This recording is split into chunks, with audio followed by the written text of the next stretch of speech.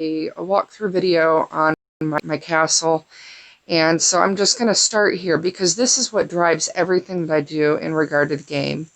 You'll notice that this pretty much is my breakdown. This is before any kind of buff. And a buff is what you would put on your troops to make them stronger.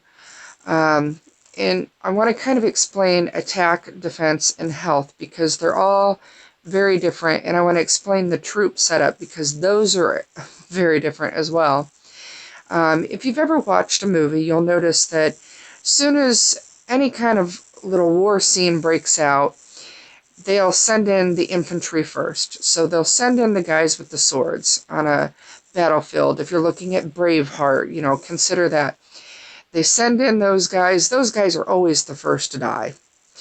So I want you to keep that in your mind. Then they'll send in the horses. Those guys normally die pretty quickly too.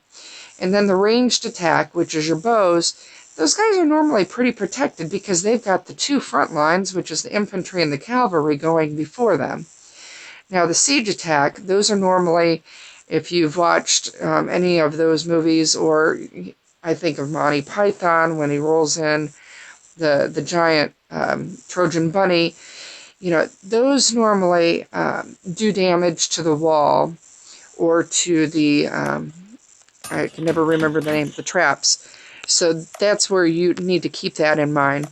Now the difference between the attack, defense, and the health is the attack can be incoming attack or outgoing attack. If you're attacking somebody else, their troops are going to have a defense, which will then be utilizing their defense and their attack power. So your infantry and your cavalry are both considered defensive troops. So those will be attacking your incoming attacker as they are attacking. So keep that in mind, whereas your ranged defense, those are what you use to attack with. So I hope that kind of explains that a little bit. If you have questions about that, just, shoot me a message. But I do want to go out here and kind of explain a few things. Now, when it comes to your watchtower is very important. A couple things that are really important that you need to know about is, first of all, if you go to this piece right here, it's going to tell you, first of all, I'm at a level 17. I need to get to a level 18. Because that's when it's going to tell me exact defender troops. That's really what I want to know. I couldn't give a rat's butt about their resources at this point. I really want to know what kind of troops are truly on their castle. And then once you get to 19, it's going to actually open up your eyes to who's potentially in that castle defending. Now, if you've been playing this game at all, you'll notice that you never, unless you're over a 19 or a 19 itself, you can never figure out who in the world's actually inside the castle. So I'm sure some of you have marched on a castle and then been like, oh, well, thanks a lot. Had no idea that they had reinforcements. This is what's going to show you. Get to that level 19 and you're golden. So that's the Watchtower. Now, right here, the Rookery. First of all, it doesn't work yet. The Rookery is very unique in itself because this is going to actually be a benefit to you when it comes to reinforcement capacity. You'll notice that mine says 108,000. So right now, I can have as many reinforcements on my castle as I want. When this piece right here is implemented, I will only be able to have 108,000 troops. Makes you wonder how the future is going to be, doesn't it? Because that's going to definitely change everybody's opinion of how they're going to defend. And so you need to be aware of that.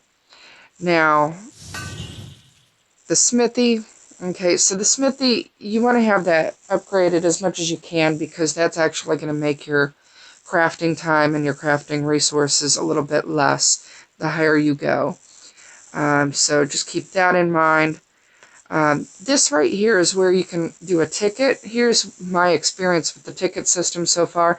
They don't care. They don't care. Every one of my tickets that I've put in has been immediately closed, or I've been told, well, that's not really a game glitch. And as you can see by watching several of my other videos, This game is nothing but glitches. So keep that in mind. Now you'll see right here, storehouse. The higher that goes, the more you're going to be able to kind of hold into the storehouse. Let's see. Right now, I'm able to protect a pretty decent amount. So keep that also in mind when you're thinking about, how many resources can I have in my castle without them getting attacked and stolen. The Great Hall, this one right here, you're going to like this piece, although it's going to change how this game is played for you. Currently, I'm able to rally only 310,000 troops. Now, right now, this isn't really implemented, so nobody knows that in the future, they're not going to be able to have, 4 million troops rallying off, because right now it's just a strict 5. You can have 5 people attacking, so you're not really getting to the 310, or maybe you're just breaking over the 310. But in the future, depending on what size you are, you could potentially have up to, I'm going to guess, 1 million troops in a rally. So that's going to be very important. This one right here, this is going to be one of my favorite pieces because it's all free stuff. So how this works is when you get to this point, when they actually activate this, you'll notice I have 8 free shrine wishes. Now, what that means is up at the very top, you'll see my resources. I'll be able to pick one of those resources and click on it 8 times, and it'll give me those type of resources in potentially a set amount. I'm going to guess probably 15,000 food if I wanted 15,000 food, 15,000 wood. It's going to be drastically reduced for the silver and stone. And it could potentially multiply. So it might say 15,000 one hit and then 15,000 times 3 the second hit. You can never tell. So that's kind of a quick lowdown on that. These things, what you see in the middle here, like if you can see where I'm tapping, they have not developed yet. So it's not quite in place. This one right here is your tavern. It's where your daily rewards are. So make sure you're clicking on that every day. And I'm looking for something else. This is going to end up turning into something in the future. My guess is this is where your dragon is going to be housed, if they have a dragon. If they don't have a dragon, I'm going to be super disappointed. Because even when you log into the game, you see a dragon. So I can't imagine that they would not have a dragon. Over here on the right-hand side, you have your reinforcements. You have the seats of power of the area that you're in. Then you also have your marches and where they are. And then your peace shield, how long you have left on that. You've got your troop training. Personally, I'm at the point where I'm really not making any traps because to me, first of all, they take so long to build. And if you even have 1 troop in your castle and somebody marches on your castle with that 1 troop in there, you're going to lose all of your traps. So I would prefer not to waste my resources on the traps because they really don't do a whole lot at this point of the game as far as damage. So you'll pretty much be wasting your resources. It's pretty much a sneaky way to cost you something as far as I'm concerned. And then at the top here, you'll have your different builders, your idol masters, and those are pretty much the ones that are researching things. You'll notice mine aren't researching, but let's go to a builder. Right now, I pretty much, just for the record, you could pretty much put your finger on the screen and just swerve around, and it should pretty much open everything up. I'm trying to work on all of my medical tents because that is the most important thing for me personally in the game. The more of those I have, the better I am with my stats. So let's go to my stats again because remember, everything is driven by stats. So let's scroll down to wounded capacity. I'm at 76,500. So every time I upgrade, it's going to go up 500, I believe. Let's take a look. So I'm going to click on this. I was at 76,500. Now let's take a look. Did I just pass it? I must have. Where is it? My eyes hurt. All right, so 7,700. So exactly, 76,500 to 7,700. So every time you upgrade your medic tents, you're going up 500. So it doesn't matter if you're going from 6 to 7 or from 15 to 16. It's always going to be 500.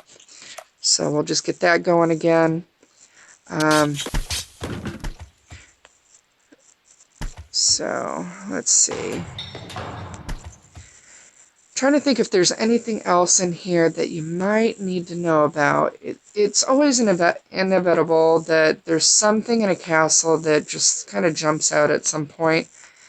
If you click on your banner, first of all, this is kind of ridiculous because normally they'll let you know how many troops you have. You can't tell how many troops a person has if you're looking at your own castle. You don't know how many you have until all of your troops are back home. Which I kind of go, okay, great, thanks. Because that's kind of important. But it will tell you the capacity and whatnot for your traps. And you'll see I barely have any traps because I think they're crap. I'm trying to think if there's anything else.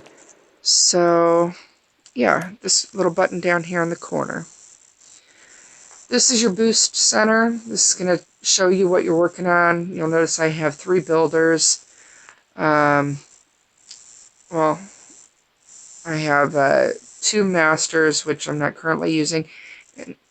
And then my attack boost and defend boost. If I wanted to work on those, I could just click on those and get the additional boost out of it. But let me go over here to my research. This one is extremely important if you're trying to research a whole bunch of things. First of all, number one thing you want to get to is your red priest. That's pretty much going to be the one thing that's going to be your saving grace when it's talking about when you're attacking somebody. The amount of your troops is reduced by 10%. Instead of them dying, they go to wounded, which, trust me, when you start attacking, you're going to be grateful for that. And you can actually scroll all the way down and notice that there's another one down here at the bottom. So that one's going to give you even more percentage to that, which is very, very important. Also, you definitely want to fill in as many of these as possible. And stewardship, that's pretty much going to give you another march. The further you go down, you get more marches. Right here, a lot of times people will forget the chains. Chains are pretty important because it determines, like an additional boost to certain things that you have going on. So it pretty much tells you, let's look at my military mastery. Gives me a 2% boost on my defense. That's pretty impressive, and it gives me 10,000 power. So here's the thing. If you're going to spend money on this game, don't be like everybody else and just blow it on troops. If you really want to be playing this game for the long haul and you want to be powerful and you don't want to be wasted on troop loss, build up your gear and build up your research. Those are the 2 most important things in the game as it stands right now, short of just building up the castle and having stronger troops. So when you're looking at how to play the game, gear, research, and making sure that you have what I would consider an evenly built base. So definitely upgrade as you go along. Don't do like the empty inside of your castle and just go for your stronghold level or your keep level. So it's one thing to have a 22 castle, but then have it be a paper tiger, because if somebody hits it, it's nothing. Another thing to have a level 18 castle or level 16 castle and it be full of all 16 or 18 level everything. I don't know. Just my opinion. You know, play the game how you'd like, but that is my very long, brief rundown or walkthrough of my castle. I hope you find that helpful. If you have any questions for me, send me a message. If you like what I'm doing, you know, feel free to follow me. And I hope you find this helpful. Have a nice evening and happy gaming.